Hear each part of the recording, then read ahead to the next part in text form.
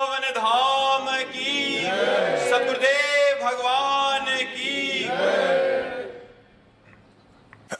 पलक श्री हरिवंश महाराज जी। महाराज जी आपके चरणों में कोटि कोटि प्रणाम। महाराज जी जब मन में दो आवाजें आती हैं, एक कहती है ये कार्य करो और दूसरी कहती है इसे मत करो, तो हम कैसे समझें कि ये मन की आवाज है या अपने आत्मा? हृदय में चार वृत्तियां उदय होती हैं। एक निश्चय करने की जिसे बुद्धि कहते हैं, एक संकल्प विकल्प करने की जिसे मन कहते हैं, और एक चिंतन करने की जिसे चित्त कहते हैं, और एक कर्ता और भोक्ता भाव की मैं ये करूंगा, मैं ऐसा भोगूंगा, उसे अहंकार कहते हैं। उसे अंतःकरण चतुष्टय कहते हैं। मन, बुद्धि, चित्त, अहंकार। ये एक का नहीं है निर्णय, ये पूरे चारों में मिलकर के होता है। मन संकल्प करता है ये क्रिया की जाए, तो बुद्धि निर्णय करती है ये गलत है।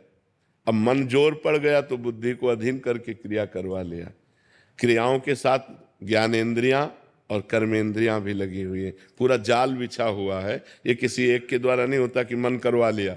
मन अकेले नहीं कर सकता, बिना बुद्धि के दस्तखत के मन नहीं कर सकता, और बिना चिंतन के मन बात को फाइनल में नहीं ला सकता। ऐसे से ऐसा किया जाए, ऐसे से ऐसा किया है। चित्त ने चिंतन किया, मन ने संकल्प किया, बुद्धि ने निश्चय किया, अहंकार ने कर्ता भाव से स्वीकार किया, तब क्रिया होती है। अब बुद्धि अकेले निर्णय नहीं कर सकती, बुद्धि में विवेक होना चाहिए, और विवेक सत्संग से प्राप्त होता है।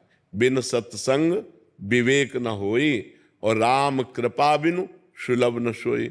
भगवान की कृपा के बिना सत्संग नहीं मिलता, और सत्संग के बिना विवेक नहीं होता। बुद्धि तो सबके पास है पर विवेक नहीं है।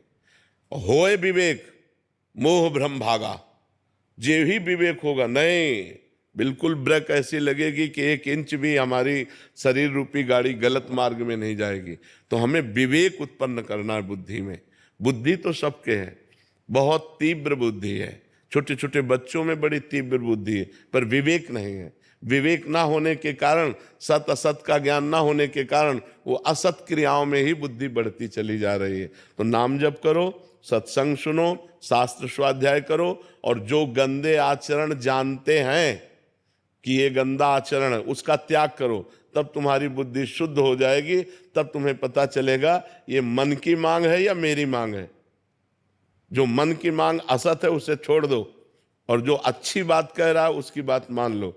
मन सदैव गंदी बात ही नहीं कहता, मन कभी अच्छी बात भी कहता है। अच्छी बात कह रहा है तो उसकी बात मान लेते हैं, बुरी बात कहता है तो नहीं मान लेते हैं। इसकी क्षमता चाहिए।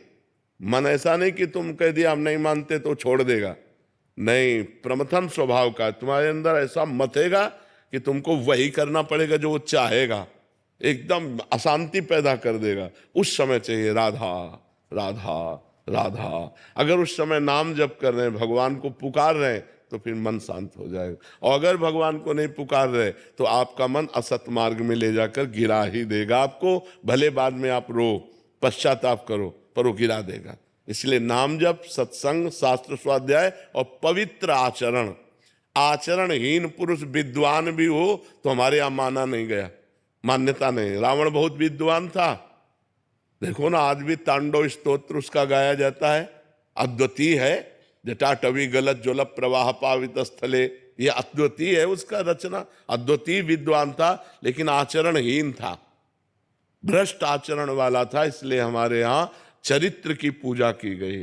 राम चरित्र, चरित्र की पूजा की गई। चरित्र ठीक रखो। आज चरित्रहीन हो रहा है समाज हमारा। बच्चे बच्चियां, बॉयफ्रेंड गर्लफ्रेंड, ये सब चरित्रहीनता हमारे राष्ट्र के लिए बहुत हानिकारक है। हमारा धर्ममय देश है, भारत पवित्र देशों में की गणना में आता है। और ये ऐसे अपवित्र आचरण विदेशों में भले होते हो, हमारे देश की ये मर्यादा नहीं है। जैसा अब आचरण हो रहे हैं, सुधार किया जाए, नहीं तो बहुत बहुत ही अशांति फैल जाएगी, बहुत ही अशांति। जितना गलत करोगे तुम्हारा मन ही तुम्हें दुख देगा और डिप्रेशन में पहुंचा देगा। कोई दंड दे न दे, तुम्हारा मन ही फाइट करने के लिए कहने लगेगा, तुम्हारा मन ही तुमको दंड देगा। इसलिए बहुत होश में नाम जप करो, सत्संग सुनो, पवित्र आचरण रखो। गलत आचरण जब होने की बात हो तो भगवान को पुकारो, वो रक्षा करेंगे।